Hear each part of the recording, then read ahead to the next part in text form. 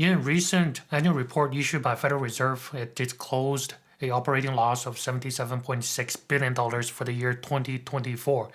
It's less bad than the operating loss of 2023 of $114 billion. The reason for the loss is mostly because of its interest income being far lower than its interest expense.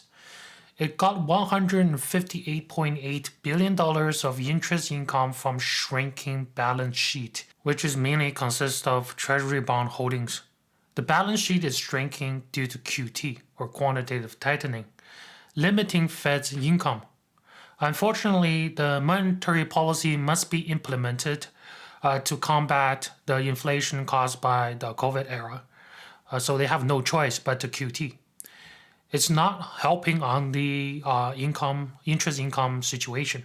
So from this data, we can see that during QE era, Federal Reserve is able to generate a lot of income for taxpayers, but during QT era, it's the opposite.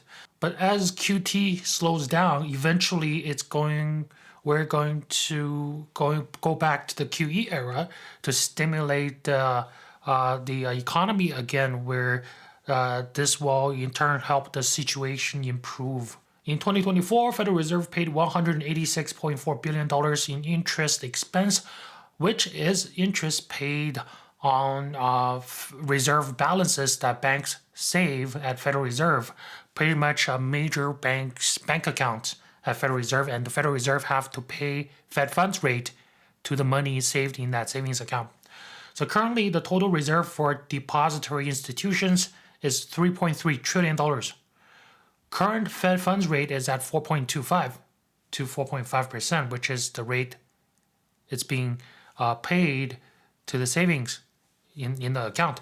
Even though Federal Reserve has a $7 trillion balance sheet, more than double the total reserve balance that they have to pay interest on, a lot of those assets on the balance sheet are purchased or acquired during low interest period, so the yields are very low. And that's why the interest income is not able to cover the interest expense. There's also a $40.3 billion on interest expense on overnight reverse repos. So pretty much the interest payment paid to money market funds. But the reverse repo is pretty much drained. If you look at this chart, it went from the peak of around $2.2 trillion in the beginning of 2023, now down to about $200 billion today in 2025.